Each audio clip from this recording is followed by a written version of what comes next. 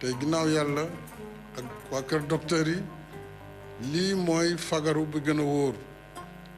muy ñaari dose yu ñu war a def ci li borom xam-xam yëpp wax nekk na loo xam ne mën na aar askan bi mën na aar nit ñi ci jàngoro boo xam ne vraiment xamaguñ ci lu bare mënaguñu ci lu bare ndëgam nag liñ koy fajee jàngoro bi amagul docteur yi nag ñu ngi xeex ci hôpitaux yi di sauver nit ñi sauvetage leen jox ngelaw li ñuy nooyee muy oxygène bi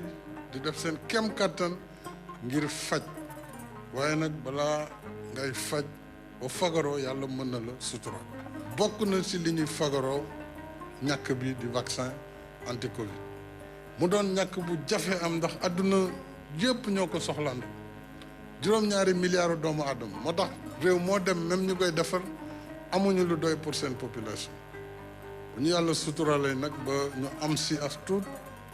boobu dañ ko bëgg a jaarale ci yoon ñëpp ñi si war a jot mën si jot moo tax ñi nga xam ne ñoo nekk ci bopp réew mi joxe exemple maanaam wane ne ñoom ñàkk bi ñoo si jiitu ndegam ki lay faj mooy ñàkku nag waxatuma ki nga xam ne yow feebar bi mën na dal sa kaw kon daal ñu ngi dalalaat xel yi di ñaan yàlla ñu fagaru ngir ñu jëlee fi feebar bi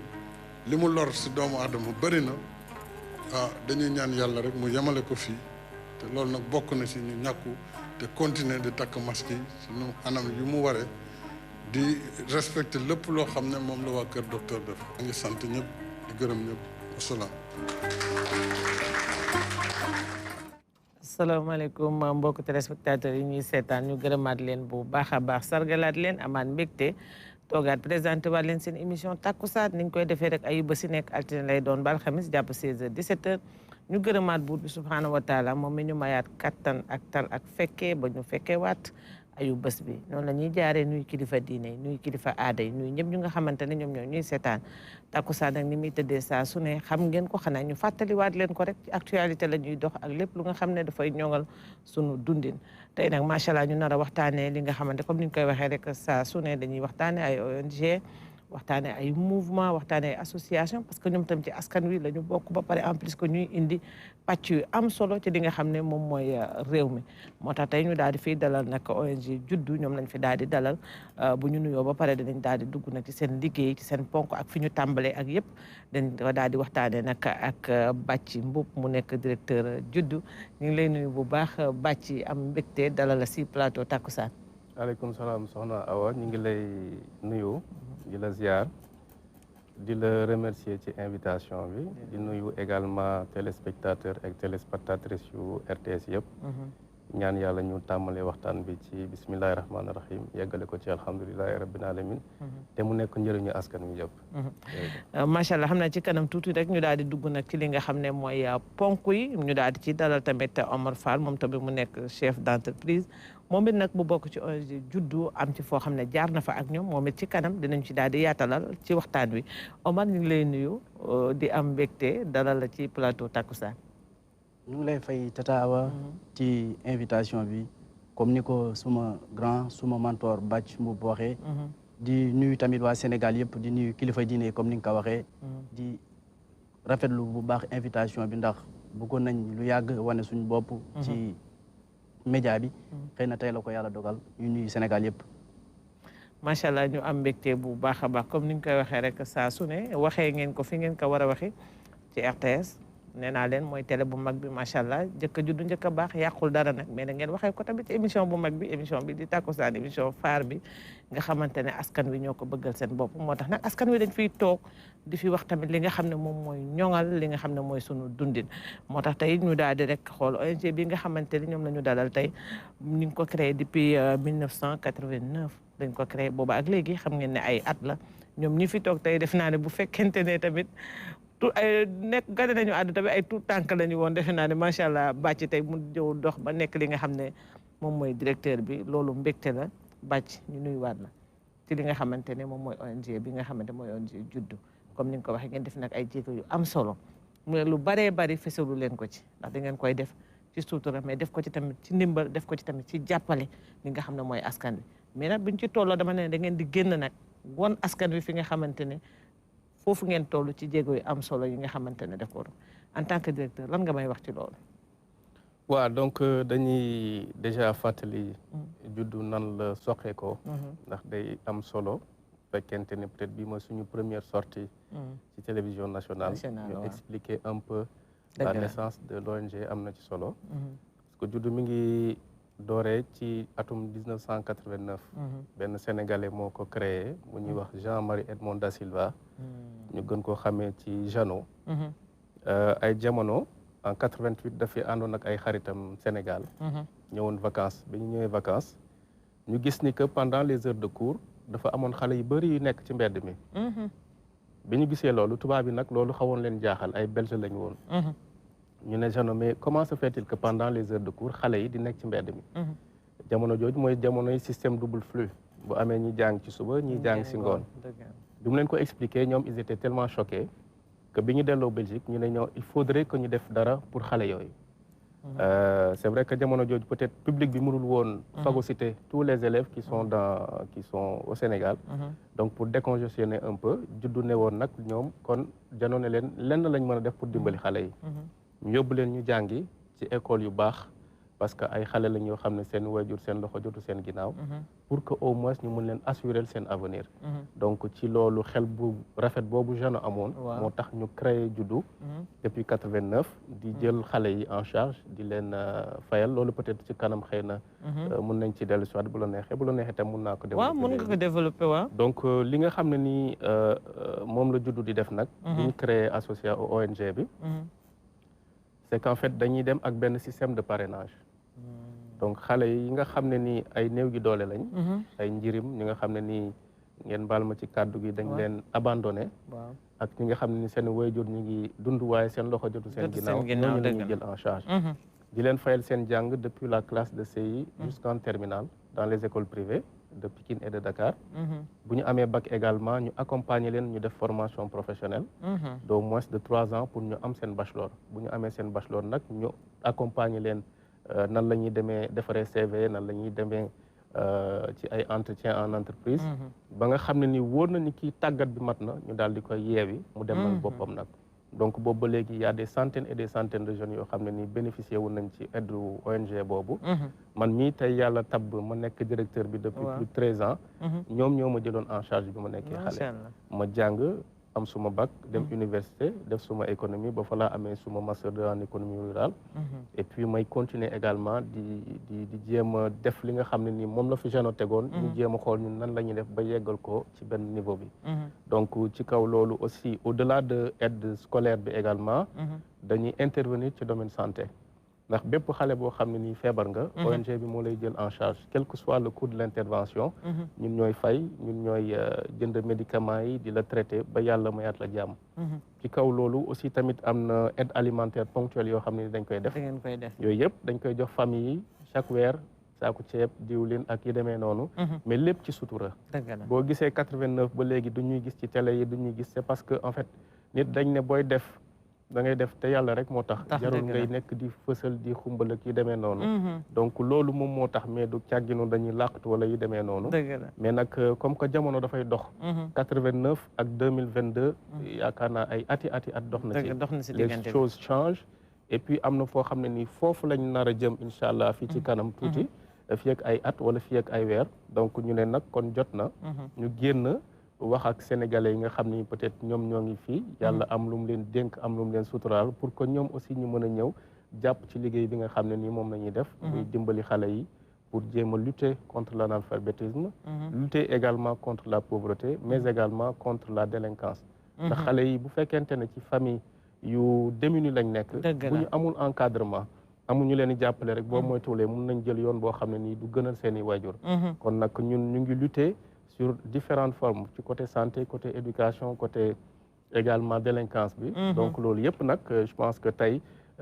moo tax ñu ne nañ génn waxtaan ak askan wi wax ko ñi nga xam ne nii ñoom lañ ko war a wax muy suñu njiitu réew njëkk mu war a xam ni que am na loo xam ne nii mi ngi Pikine muy première dame également Marième Faye Sall mi nga xam ne peut-être jëm nañ ko adressé ay correspondance mais xëy na jotu ko ak suñuy ministère de tutelle yi pour que au moins sénégalais yi aussi jàpp ci ndax lépp loo xam ne nii ñu ngi koy def ci biir juddu suñu partenaire Belgique ak luxembourgeois ñoo koy financé kon nag je pense que jot na tey pour ñu xamal ko askan wi bu ko defee au moins képp koo xam ne ni sénégalais nga te bëgg ci jàpp nga ñëw incha allah dimbali ñu ci projet boobu nga xam ne ci lañ nekk dëgg la parce que Sénégal nag am na ci ñoo xam ne ñu ngi fi ay baay defal yàlla yoo xamante ne dañuy génnee loo xamante ne dañ koy jox pour askan wi yenn saa itam dañ dul xam fan la ñuy jaar pour joxe ko macha allah bëri nañu baax lool bëri na ci ñoo xamante ne dañuy def te yàlla rek tax duñu bëgg sax nit ñi xam ko waaye nag comme niñ ko waxee ay ndaw lañu ñoo xam ne ay jirim la ñuy doon wala ay baayo wala ay nit ñoo xamante ne ñu ngi ci àdduna bi mais nag loxo du jot ginnaaw ñoom ci yooyu la ñuy taxaw kon ba tey rek suñ ci amee ndimbal dafay gën a rek neex ndax booba ak léegi ay ati at ñu ngi ciy def ay jéego yu am solo ba nga xamante ne kon nag tey ji ñoo toog ci RTS waxtaane ko te ñu am ci yaakaar nag bu baax a baax que ne dina doon loo xamante ne dina am ay jéego Omar defe naa dégg nga li nga xam ne directeur wax na ko balaa ñuy jël élément macha allah yow it nga bokk ci li nga xam ne ONG bi te nga jaar fa am noo xamante ne noonu lañ ko jëflanteeg yow ba ñu egsi fii yow lan nga ñu ciy wax. waaw di rafetlu kàddu monsieur Mboup Bathie dégg naa bu baax li mu wax te li mu wax aussi yaakaar naa ne xel yanu na ko. dëgg la ndaxte juddu mu ngi nekk benn ONG boo xam te ne depuis 89 man boobu sax juddooguma. dëgg la waaw peut-être sama mag sax moo ci moom la ñuy wax. moom laa mën a boobu juddoo fekk ay tuut tànk. waaw voilà dëgg la donc boobaak léegi judd di dox ay jéego yu am solo. ci biir Pikine ci biir banlieue bi yëpp sax laay wax. ndax du ay élèves Pikine kase ñoo fa nekk am ñoo xam te ne sax dëkkuñu Pikine mais dañuy bénéficier wu ci aide juddu ba man mii di wax ak yow ci loolu laa bénéficier wu nga xam te ne damay dëggal li mu wax que ne dañuy jël ay xale yoo xam te ne c'est des orphelins ay jirim lañ wala ñi nga xam te ne seen papa ak seen yaay seen doole jotul seen ginnaaw ñooñu lay jàppale man ma bokk ci ñi nga xamante ne tey mën naa taxaw fu ma neex nag siggi ndax du ma ko def ak benn honte pour wax que ne j'ai été aidé par juddu parce que sama papa ak sama yaay dañoo teel a génn àdduna aw ma woon ci ku ma wéeru juddu moo ma tàllal loxo au moment où ñëpp xam nañ ne banlieue bi chacun tente vraiment à sa manière de sortir de la tête hors de l'eau juddu tàllal ma loxo ci moment yooyu noonu nga xam te ne mënoon naa nekk lu bëri ci àdduna loo xam te ne dama koy regretter un jour juddu tàllal ma loxo fekk maa ngi nekk en primaire en classe de CM2 juddu ci la ma jëlee depuis lors ñu assuré suma lépp franchement yoo xam te ne scolaire la ñoo koy gérer ba di gérer loo xam te ne sax franchement du scolaire comme ni mu ko waxee ci côté santé à chaque fois bu ñu musoon feebar suñu andee ordonnance bi dañ koy jël lépp en compte daal di koy jël jox ñu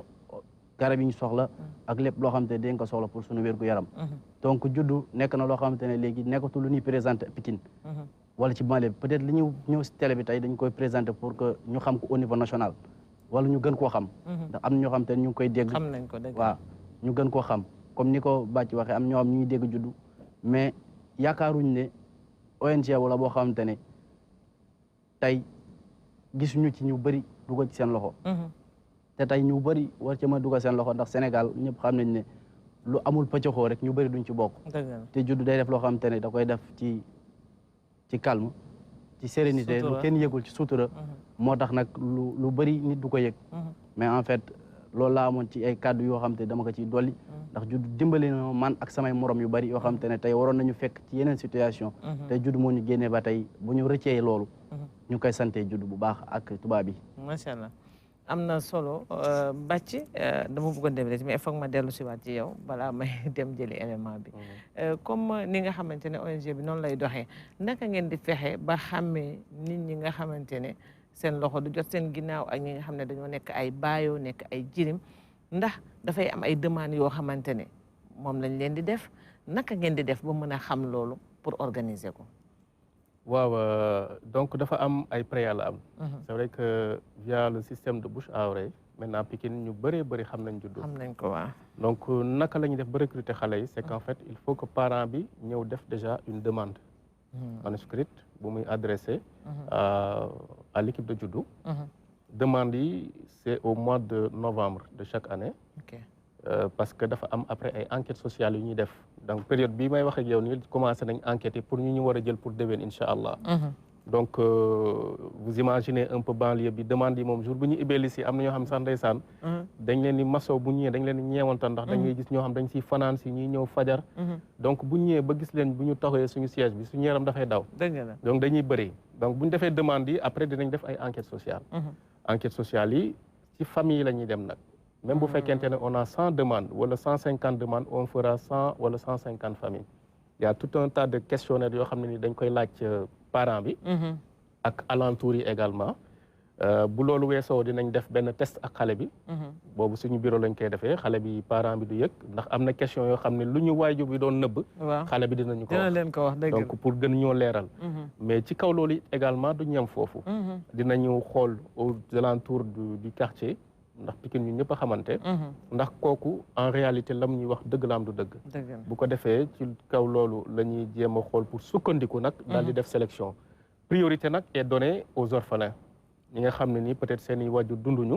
te ñu nekk ak seen benn maam wala seen tante boo xam ne loxoom jotul ginnaawam kooku ñooñu la ñuy prioriser au-delà de ça aussi mooy xale yi nga xam dañ leen abandonné déjà ñoom sax ñooy njëkk orphelins yi ak i tamit xale yi nga xam ne seen wajur seen loxo jotul seen ginnaaw ñooñu ñu daal di ciy topp mais toujours est-il que sélection bu rigoureuse la donc la procédure bi du loo xam ne ni dafa yomb ñi am na ñoo xam ne dinañ demander 1 année 2 ans 3 ans am na koo xam ne depuis 10 ans mi ngi def demande daaw jéeg la ñuy door a jël doomam kon xam nga ni mbir la moo xam ne ñiy demander dañuy bëri tellement que mais on fait de sorte que dañuy satisfaire le maximum de personnes parce que saytu bi moo koy indi ak jàngat bi pour xool ñi ko gën a yelloo ngeen defal leen ko absolument ndax il faut ñu dem ci nag ci famille yi xam nga Sénégal lañ nekk léeg-léeg am na ñoo xam ne ay dóorkat lañ ngeen baal ma ci kàddu yi léeg-léeg nit ñëw na la parce que ça nous est arrivé une fois damay raconter benn anecdote dafa am benn maire bu mus a ñëw def si demande maire bi muy def si demande man je l'ai reconnu bi ñu demee di def enquête ci kër ga borom këram génn nañu lan la ñu expliqué ko ne ko sam soxna si moo ñëw defal demande sa sët mu ne non bañ ko expliqué juddu li muy def mu ne wax dëgg yàlla maa ngi leen di sant mais nag ndimbal gi ngeen def am na ñeneen ñoo xam ñoo ko gën a yelloo ko sama sët bi ndax sama sët bi man mën naa ko fayal yaayam mi ngi dund mën na ko fayal kon jël leen ko ngeen jox ko keneen donc loolu mooy wane ni que enquête sociale yi ñuy def yi daf ñuy dimbali daf ci am solo ndax ça nous permet ñu xam ñan ñoo ko yelloo ñan ñoo ko soxla ñu mën ko jox couche enfin cible boobu voilà parce que am na ci solo comme ni nga ko waxee rek yenn saa yi riirandoo yi day bëri te yenn saa yi doylu gi tamit dafay ñàkk mais defe naa comme ni ngeen di wax ni li ngeen ci jógee am ñoo xam ne ngeen ci jàppale te dóorkat yooyu ñuy wax ñu génne ci seen loxo mbir mi dina gën a yomb ci seen liggéey parce que nekkul liggéey bu yomb de ndax Sénégal bu ñu déggee fenn ndimbal am na rek am na ci ñoo xam ne nag moom dañ ko yeeyoo dañ koy dem wuti ñooñu jar nañ ko mais am na ci ñoo xamante moom dañuy bëgg lu yomb rek moom moo leen ci dugal Omar yow naka nga def ba am accès ci juddu parce que dégg nga directeur nu mu ko waxee nee na dafa am demande yoo xam ne moom ngay def am noo koy toppee ba nga xam te yow instant boobu noonu yaa ngi nekk classe CM2 loolu nga wax ñoom bi nga xamante ne ñu ngi lay jël naka nga def ñoom ñoo ñëw ci yow wala yow yaa fexe pour dem jege leen. waa di kontaan trop ci tontu ci question boobu noonu. ndaxte mën naa wax ne tey su ma demee ba am accès ci ONG juddu sama benn cousine nag wax dëgg yàlla da cee joué rôle bu am importance sama benn cousine bu ñuy wax Dior Dieng yàlla na ko yàlla yërëm moom moo ma njëkk a wax ne ma mais frère sama doom sax ma doon wooye ne ma mais booy yow gis naa benn ONG fii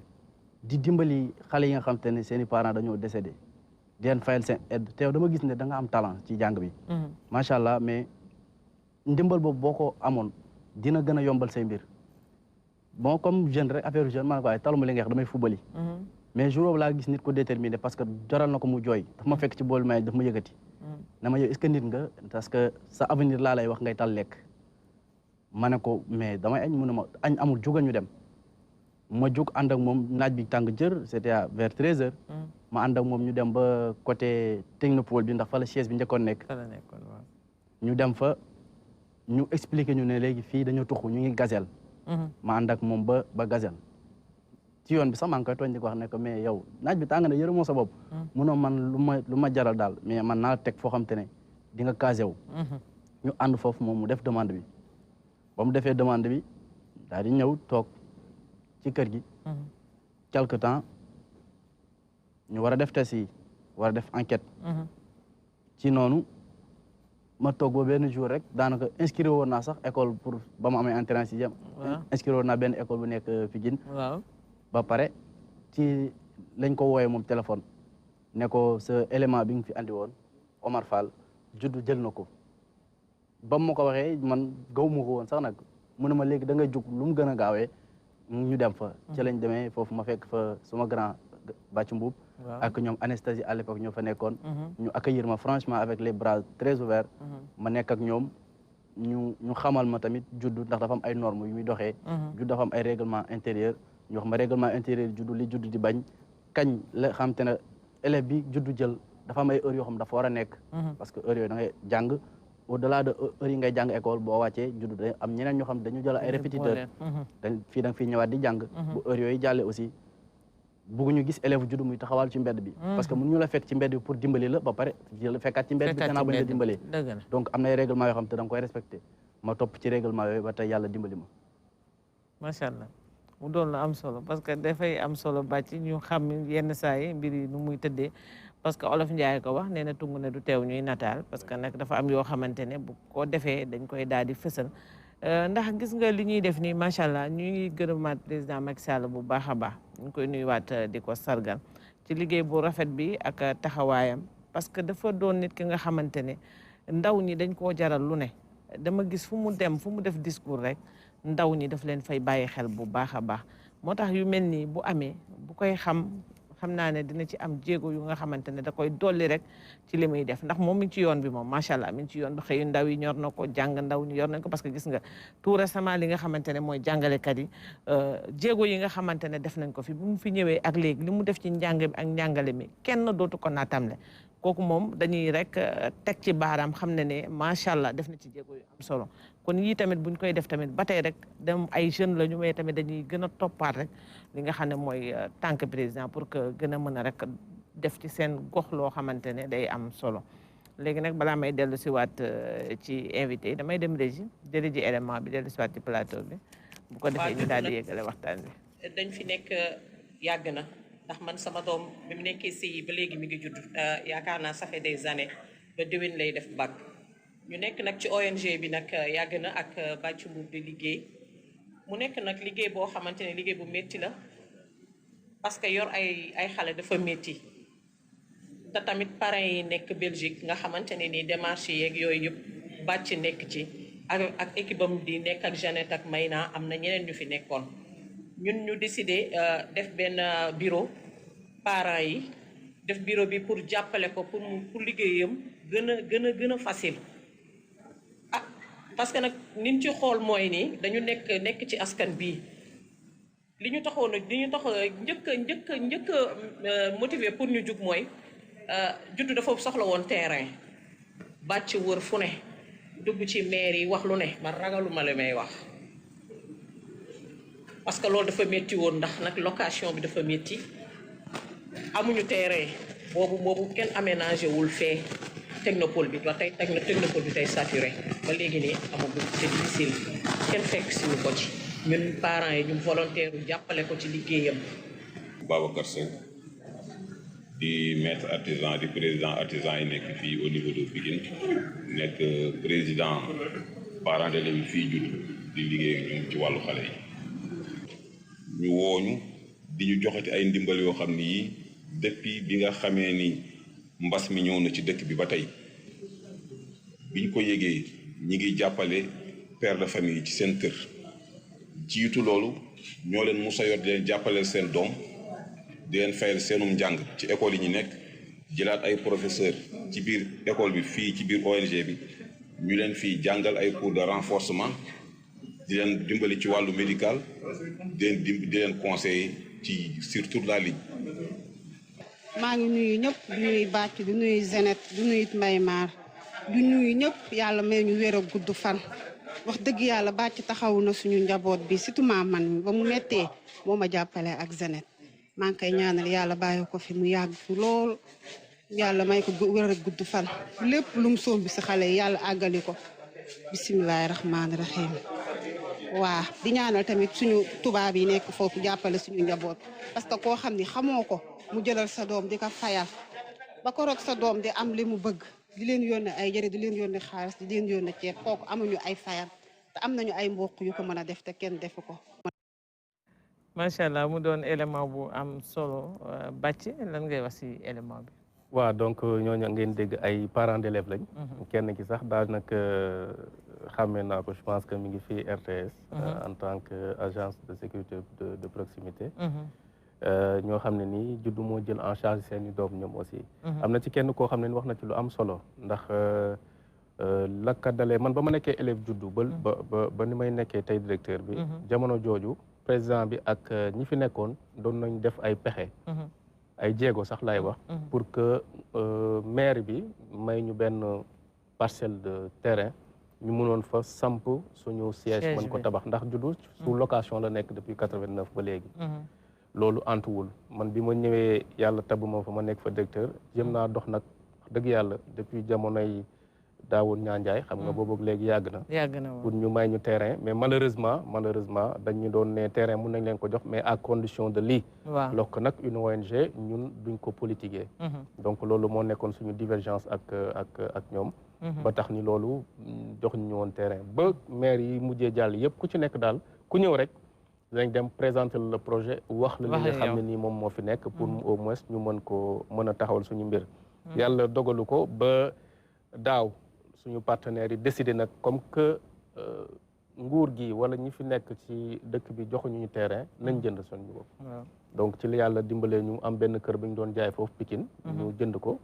rasé ko samedi passé d'ailleurs lañ doon def pose première pierre bi incha allah travaux yi commencé na depuis lundi passé et xam naa ni fii ak décembre bu neexee yàlla ci la ñuy réceptionner le bâtiment loolu la ñu entrepreneur bi wax donc di wax ne que loolu boo gisee ñu def effort yooyu yëpp c'est pour assurer la pérennité des actions de Juddu dans les années à venir ñun bu ñu fi nekkatul fii ak 100 ans dina am ñoo xam ne dañ fi nekk soxla toujours ndimbal ñu bàyyi leen fi benn héritage boo xam ne ni ñoom ñoo koy continuer comme le feu Jeannot da Silva nu mu ñu bàyyilee héritage créé ba ut ay partenaires yoo xam ñoom ñooy ñëw di financer le projet dañu fayal suñu jàng ñun on se devait d'avoir le devoir de bàyyi fi leen door a dem donc loolu nag aussi ñu ciy woo vraiment en premier lieu le président de la République du Sénégal ndax bu ñu sañoon am ak moom jotaay mën ko présenter le projet en tant que tel coût projet bi ak tamit les perspectives fi nga xam ne nii foofu la ñu bëgg a jëm donc tey ñu ngi pare ne boo dee xool lu toll ci téeméeri xale mais bëggoon nañ incha allah bu projet bi pare ba ñuy am suñu bâtiment location wàcc ñu yu bëri wàcc ñu am capacité d'accueil bu gën a mën a rëy dinañ mën a jël au moins 500 wala lu ëpp téeméeri 500 xale yoo xam ne ñu ngi dëkk Pikine mais loolu nag il va falloir que suñu njiit yi ak suñu responsable yi nga xam ne ñoom ñoo nekk ci biir gox bi ak les bonnes volontés mën na cee jàpp donc je lance un appel solennel au président de la République du Sénégal xam nañ ni que mi ngi accordé beaucoup d'importance à l'éducation mais aussi ñun puisque ay acteurs lañ yoo xam ne nii dañu ramifié wu par rapport à l'État ndax li Juddu di def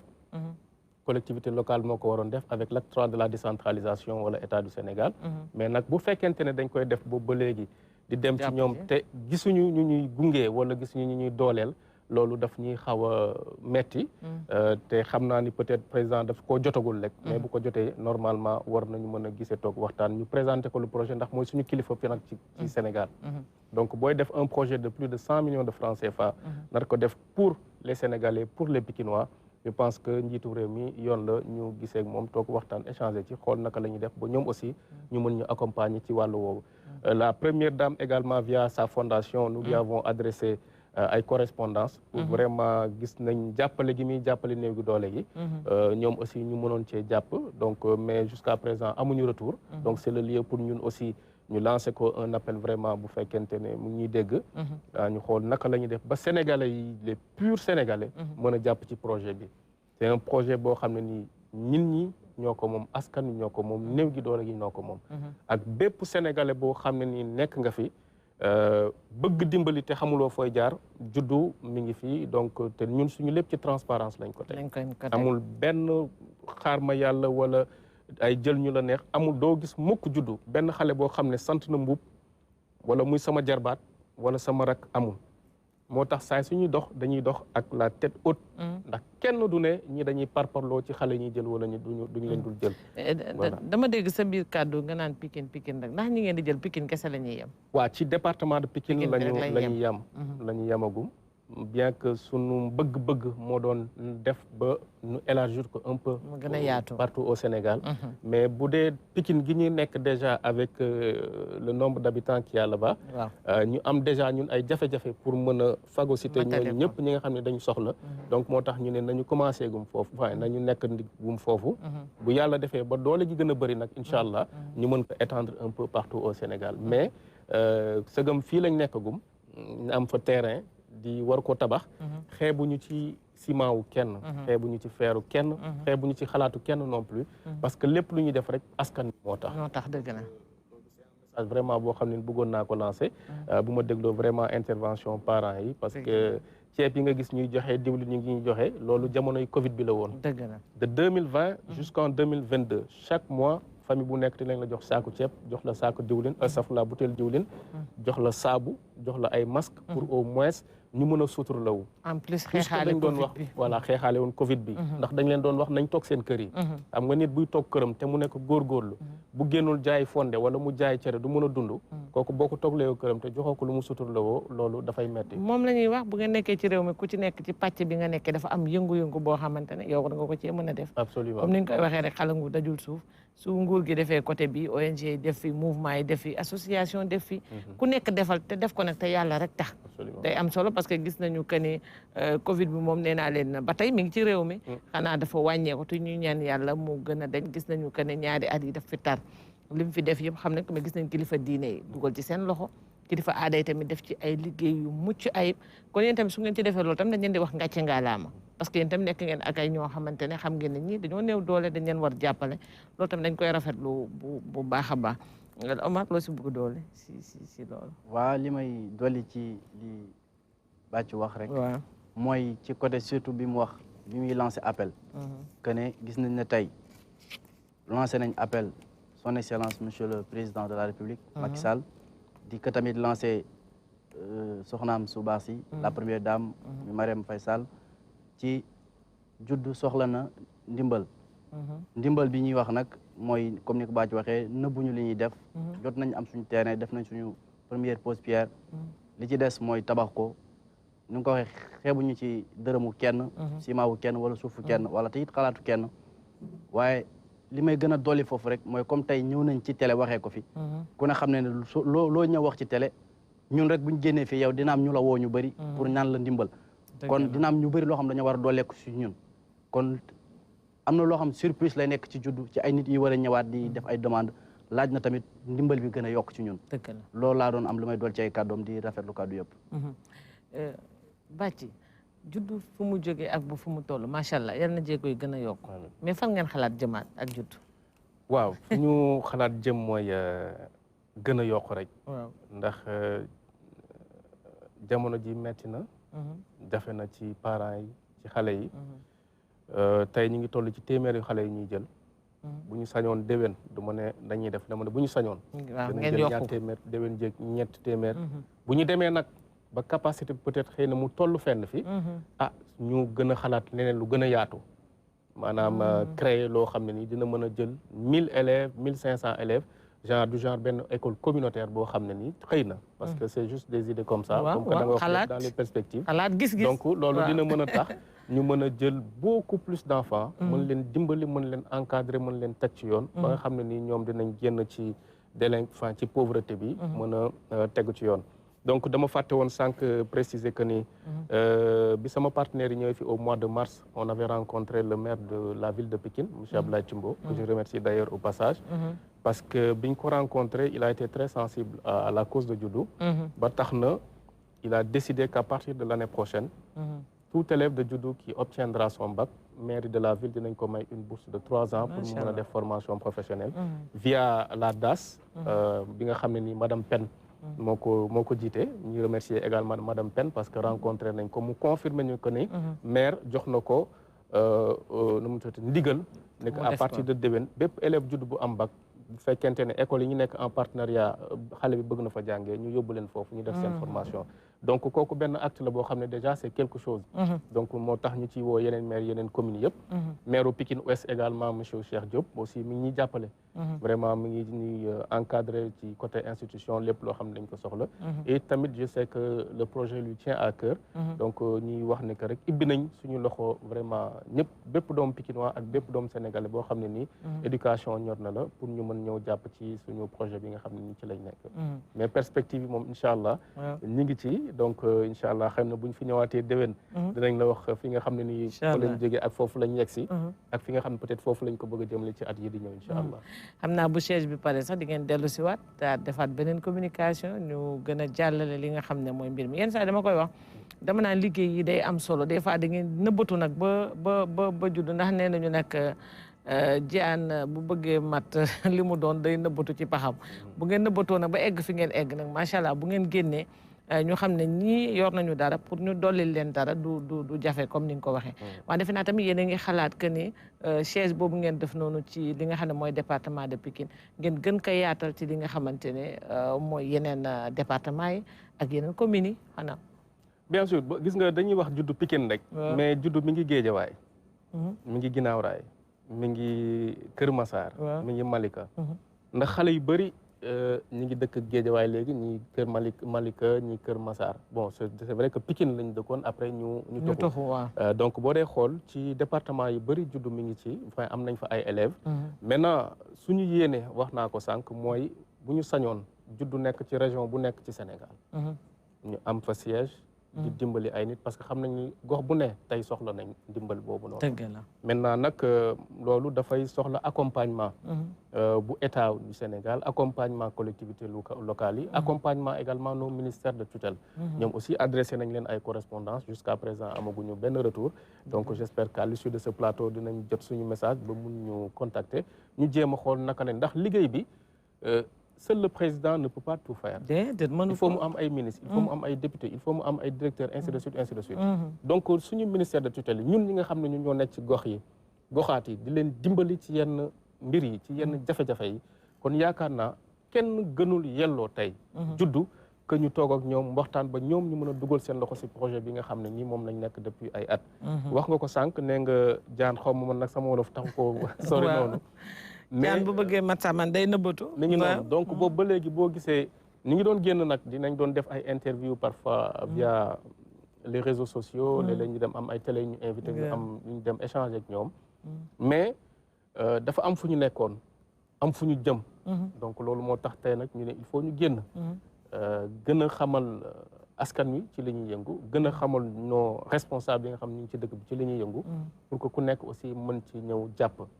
mbir mi ku ci jàpp sa bopp nga jàppale dëgg la ku ci def sa bopp nga defal ndax xale boo xam ne ni dimbali wuñ ko ñu bàyyi ko ci mbedd mi mu nekk délinquant ëllëg bu nekkee agresseur wala muy def naka su dul noonu suñu responsabilité sera engagée responsabilité ku nekk dafa am na ci part de responsabilité donc bu ñu jël lépp rek ne sàcc na agressé na def na lii mais nañu xool source bi nan la nañu xool kooku est-ce que encadré woon nañ ko est-ce que doon nañ ko teg ci yoon est-ce que dimbali nañ ko pour mu jàng donc loolu tant que amul donc moo tax boo dee xool violence bi bëri léegi ci dëkk bi te en plus que gis nga bàcc foofu dama la fay ànd ak yow parce que yenn saa yi li leen jege yéen a koy mën a xam absolument parce que xam nga état mënul xam lépp mënul xam ne ci biir kër yi mënul xam ne ci biir koñ mais yéen ñi nga xamante ne ngeen nekk ay jeunes dëkk Pikine xam la nga xamante ne loolu ngeen fay dund ngeen fexe def mbooloo léegi nag yéen comme ni ngeen defee nii mbooloo defe naa ku ngeen tàllal loxo war na leen mën a wuyu si pour loolu nga xam ne yéen a ngi koy xeex pour mbir mi gën a saafarawu dafay am solo ci côté boobu dëgg la waaw non moom xam nga ñun ñoo nekk ak askan wi mooy enquête sociale yi ñuy def léeg-léeg dañuy dem def enquête Omar du ma bàyyi ma fenn parce que moom mii ci wàllu boppam def na stage à Juddou pendant 2 ans et stage je tenais vraiment à le préciser di ko remercier de façon bénévole daanul fayee ko dara nag ndax dafa ne li ngeen def ci man war naa mën sama xam-xam ma ñëw boole ko ci xool nu may dimbalee xale yi mais daan nañu arrivé ñu dem defi enquête def lu mat fukki famille bu ñu ñibbisiwaan ñu tegal ñu añ duñu añ ndax dañuy gis difficulté yi famille di dund gis jafe-jafe yi ñuy dund donc ñun ça veut dire que nous sommes en permanence en contact avec ces familles avec ces enfants là ba mën a xam ñi jafe-jafe yi ñuy dund te loolu xëy na suñu ministre bi mun na ko bañ a xam ndax mun nañ bañ a nekk wàcc ci base bi président de la république peut-être mun na ko bañ a xam c'est vrai que c'est l'homme le plus renseigné au Sénégal mais am na ay détails yoo xam ne nii association yi ak ONG yi nekk ci gox-goxaat yi ñoo mën a dimbali pour ñu mën a jéem a xool ñooñu nan lañ leen di génnee ci pauvreté bi mën leen teg ci yoon ba nga xam ne nii dinañ am ci lu ñu jàpp donc côté boobu je pense que ñu ngi dimbali état bu baax a baax a baax di wax it ñoom it ñu jàppale ñu pour ñu gën a am kàttan gën a mën a am doole pour gën leen mën a dimbali jërëjëf macha allah Omar bi nga xamante ne kii nga ak juddu jàppale nañ la ba fan lañ yem ak yow juddu fan bañ commencé ak yow ba fan lañ yem ak yow bul xool bàcc wax ma man waaw est-ce que am na fu mu yeewal man parce que li mu def ak ma yaakaar naa du amul limite bi mu la commencé fayal depuis CM2 ba fan la gunge ba fi nga xamante ne tey yegg si naa fi ba am sama licence waaw ba nga am licence waaw d'accord léegi parce que dañu mës a gëmloo suñu bopp xam nga ñun banlieusards nag lu mu métti dañuy am suñu gëm bopp da ngeen am fugg waaw dañuy am suñu fugg te dafa bokk suñu devise juddu mooy apprendre comprendre entreprendre même si on a mal on va entreprendre quelque chose bi ci des doomu judd lu mu daanu dañ lay wax s'élever progresser lutter même quand on a mal donc loolu lañ def ci ñun moo tax ba ñu jàngee ba xam dañu tamit loolu ñu xam à partir lu ñu xam daal di dem entreprendre dara dëgg la pour mën ci gérer suñu bopp ak gérer suñu famille ak ci yàlla boole macha allah mu doon lu am solo bàcc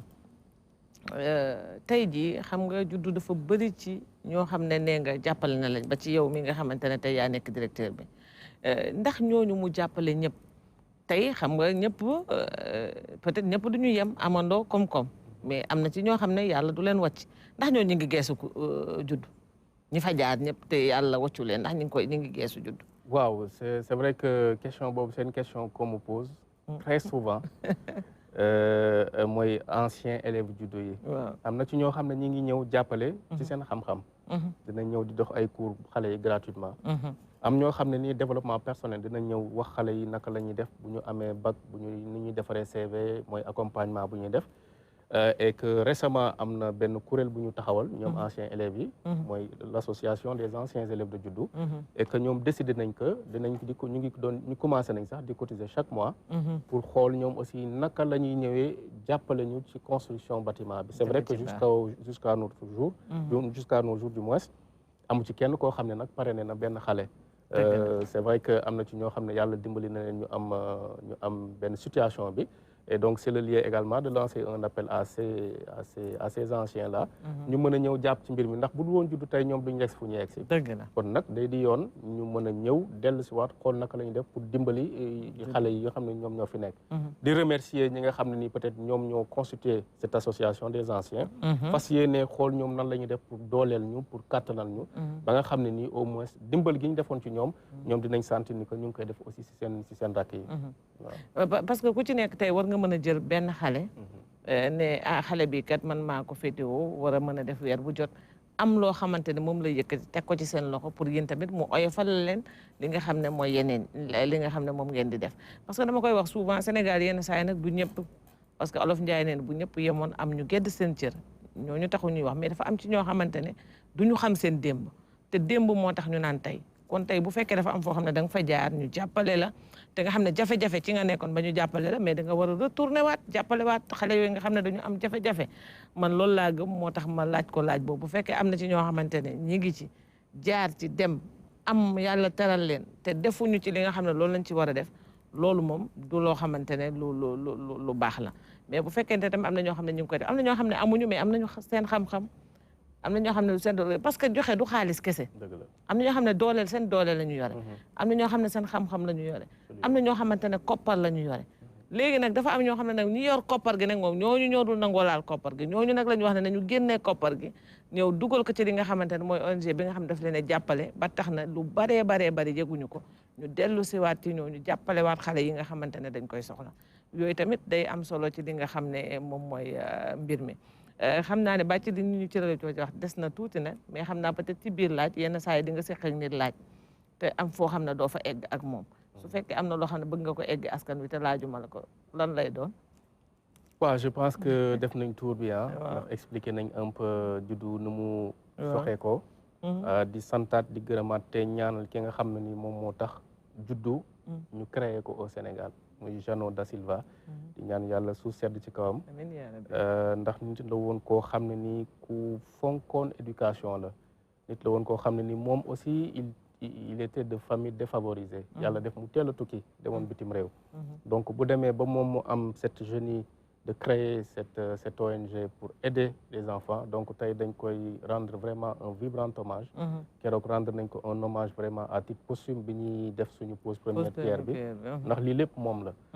tey bu ñu demee ba yàlla kattanal ñu am xam-xam am fit am doole di dem bitim réew di uti ay partenaires di ñëw ba tey ñun ñu am luñ fit sanc di nar fi tabax un bâtiment c'est grâce à moom moo ñu fital moo ñu dooleel ba ñu dem tey di am ba ñu yegg si fi ñu yegg si fii di remercier également peut-être sama collègue de travail Jeannette Diatta ak Maymouna Diagne ak anciens élèves juddu yi les parents d'élèves ak la communauté pikinoise yi nga xam ne nii am na ñoo xam ne juddu jëlul seen doom mais dañu estimer ci li ñuy def dañuy ñaanal saa su nekk et puis di lancer encore vraiment un appel te loolu ça nous tient énormément à cœur au président de la République du Sénégal ndax moom mooy suñu kilifa njëkk bu fekkente ne ay nasaraan dañ nekk bitim réew di financer depuis 89 ba léegi muy diiru fanweeri at ak ñett daanaka nar fee def ab gox boo xam ne nii ça va peut-être avoisiner les 100 millions yoon la ñu mën a toog ak moom présenter ko le projet wax ko li nga xam ne nii moom la ñuy def Pikine ak suñuy perspective ak li nga xam ne peut-être moom la ñuy xaar pour que au moins État du Sénégal accompagne ñu ak également nos autorités locales yi nga xam ne nii ñu ngi dëkk Pikine di woo également toutes les bonnes volontés yoo xam ne ni vraiment bëgg nañ dimbali juddu ñu ñëw jàppale te xam ne que li ñuy def comme nu ma ko waxee sànq rek dañ koy def pour suñu askan dañ koy def pour xale yi dañ koy def pour avenir u xale yi ndax am na benn boroom xam-xam bu daan wax ni que l'éducation est l'arme la plus puissante pour développer ou pour changer le monde donc je pense que c'est Nelson Mandela d'ailleurs qui le disait donc ñun ci philosophie boobu lañ nekk donc loolu ku ci nekk nag dañu soxla léeg-léeg ay ndaw lañ ay xale rek ñoo fa nekk jur di liggéey dëgg la donc dañu soxla ñoo xam dañuy nekk suñu ginnaaw naan ñu waaw góor wala ñoo xam dañuy ñëw dañu xelal ñoo xam dañuy ñëw dañu dooleel pour que au moins fi ñu bëgg a yóbbu juddu ñu yóbbu ko fa ci at yi di ñëw incha allah ku nekk daal am foo jàpp parce que mbir mi comme ni ñu koy waxee rek jàppal ma jàppale ku nekk daal na am foo xamante ne foofu lay jàpp bu ko defee day daal di am solo Omar defe naa ne am na loo ciy bëgg a dolli balaa ngay tàggatoo lan ngay dolli waat ci li nga xam ne mooy seen ONG bu am solo bi nga xam ne yéen a ngi koy def booba ak léegi wax nga ñu ci fi nga ci jaar vraiment ñun tam ñu am mbégte ci loolu bu baax a baax di ci félicité waa juddu bu baax ndax taxawaayu mel ni dafay rassurer li nga xamante ne moom mooy askan bi comme ni ma koy waxee rek nguur mënul lépp parce que bu mënoon lépp rek kon àdduna dafay yomb ndax suñu borom sax moom mën na lépp te defaluñu lépp dafa def ñii am ñii amuñu ñii njool ñii gàtt suñu borom def na moom ay façon kon du doomu aadama moo mën a matal lépp kon ku ci nekk boo xamee sa wareef ba nga def ko dañ leen rek jaajëf ñoom xam nañ li nga xam ne moo leen war ay ndaw lañu mais tamit ñu ngi am loo xam ne ñu ngi koy def beneen bi ma di ko wax ne que ni am nañu yaakaar bu baax a baax que ni président Macky Sall bu tegee bëtam ci li nga xamante ne moom mooy émission bi wala ñu eggee ko yaakaar nañ dina ci def jéego yu am solo ndax nee naa la ndaw ñi dafa bokk ci li nga xamante ne daf ko ñor ndax nag dafa juddoo ci réew mi màggee ci réew mi jàngee ci réew mi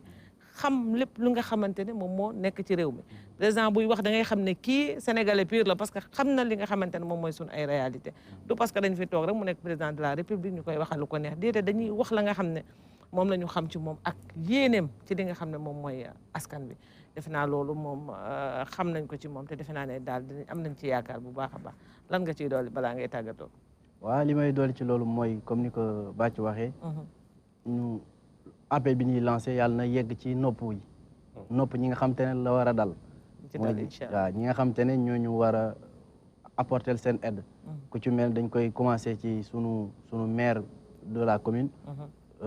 Cheikh Diop di ko wax maire de la ville pour que tamit ñoom ñëpp ñu dugal seen loxo ak bonne volonté yi nga xam te ñu ngi biir Pikine am ñoo xam te ñu ngi biir Pikine yor nañ yàlla dimbali na leen am na lu ñu suturloo ak suturloo seen njaboot ñooñu tamit ñu ngi leen di tàllal loxo bu baax di leen wax ne juddu daal seen i jarbaat dafa nekk ak seen i doom seen i sët yoo xam te ne tey buñ leen bàyyi woon ci mbedd bi dina metti lool tey juddu dajale ñooñu bëggal am benn xar kanam ba nga xam te ne tey dañ koy jox banlieue bi benn xar kanam boo xam te ne tey doomi banlieue bi war na ko am ba tey doomi banlieue bi yaakaar nañ ci at yi di ñëw ci 20 ans yi di ñëw ci 50 ans yi di ñëw ñu ne kat kii président bi ci banlieue bii la génnee te ñaan nañ yàlla mu nekk ci élève juddu loolu lu yomb yàlla la ñu ngi koy ñaan bu weesoo loolu tamit di kontaanee ci invitation bi di remercier tamit jotaay bi et plateau bi franchement rafet na lool di wax ne bàcc xëy na damaa disponible rek moo tax mu woo ma mais am na samay junni morom yoo xam ne ñu ngi woon juddu tey ku ci nekk mu waroon la mën a woo te ku fi ñëwoon tamit tey dina wax loo xamante ne mooy gën a daw yaram wala moo gën a dëggu sax ci li may wax man mii kon loolu dama ko ci sant bu baax di ko ci gërëm di la sant tamit Tata Awa. Merci beaucoup Bathie ma bàyyi la kaddu gu mujj nga daal di tàggatoo. waaw maa ngi lay sant bu baax. jërëjëf maman Awa man maman Awa laa am. waaw habitude di la wax suñuy bu ñuy waxtaan. dëgg la c'est vrai que yow aussi. ça se voit que jox nga gëdd éducation. et puis yaa ngi def émission yu am solo. vraiment muy Takusaan di développer ay thèmes yoo xam ne it ay thèmes d'actualité la. yoo xam ne ni day jëmale askan wi kanam. c'est vrai que bi ñu la woowee il y a une semaine juste ça maximum dañ la woo rek nga ne ah non loolu moom ñiy def loolu Pikine ñooñu dem leen di recevoir donc ci nga ñu joxee rendez-vous donc ma lay remercier bu baax a baax a baax a baax ndax mbir moom bu jotee ku ci nekk rek mën nga ci jàpp ak fa nga nekk presse bi relayer ko ñi nga xam ne ñoom ñoo am doole ñëw def si doole seen doole ñi am xam-xam ñëw def ci seen xam-xam donc ñu lay remercier bu baax a baax a baax ci invitation bi di remercier aussi Omar parce que am na ay obligation mais bi ma ko woowee dafa ne ma ah non lépp lu may def dama koy bàyyi ñëw ànd ak yow ndax lépp c'est pour la bonne cause di remercier également toutes les personnes yi nga xam ne nii ñëwoon nañ suñu pose première pierre bi ñëw jàppoon ci am ñoo xam ne nii wax nañ fa ne nañ dinañ dimbali bon on attend toujours de voir ce qui va s'en suivre am na ñoo xam ne peut-être ñi ngi ñëw ay doole keroog bi ñuy roñ mool yi da ngay gis xale Pikine ñëpp a ñëw di jàpp di génnee parce que ñoom seen doole lañ am di remercier seen téléspectateurs ak téléspectatrices yi nga xam ne nii ñoom ñooy seetaan Takusaan di wax ni que mooy émission bu baax bi ndax vraiment liñ fiy wax am na solo te it tamit amal na solo askan wi jërëjëf soxna Awa jërëjëf Bathie ñu gërëm leen bu baax gërëm Omar tamit sargal ko bu baax comme ni ma koy waxee rek saa su ne nee naa leen RTS télévision nationale la askan wi ñoom ñoo ko moom suñu amee loo xam ne dañ ko war a fësal pour askan wi dañ fi war a toog te nee naa leen buñ fi toogee amul benn obligation boo xamante ne moom lañ leen di tegal pour ñu toog fi lu dul ñu indi loo xam ne dafay jëriñ askan bi ak wax loo xamante ne dafay jëriñ askan bi loolu moom moo nekk télévision nationale loolu la ñu ko suñu directeur général santé noonu la ñu ko suñu ay directeurs yi nga xamante ne ñoom la dénk mbir mi noonu la ñu ko santé moo tax noonu lañ koy doxalee képp ku nga xamante ne rek am nga programme boo xamante ne askan wi moom moo tax mu jóg ñu war koo eggee nag te mu doon nag loo xamante ne lu ñuy mën a jariñoo la dañu woowee rek da ngeen di daal di ñëw toog wax ko ñoom ndeysaan dañoo baax man xam nga man maay yaayu xale yi ñoom ñëpp samay doom lañ ñi nekk samay rek mais tamit macha allah fii ñu toog dañu fay teg pour ñu liggéey mais ñu liggéeyal askan wi loolu la ñu daal di sant moo tax loolu la ñuy def kon Bathie maa ngi lay gërëm bu baax di la sargal gërëm tamit Omar bu baax gërëm waa régie gërëm caméraman yi yëpp gërëm téléspectateurs yi ñu doon seetaan ñu jox leen dig daje ba ëllëg incha allah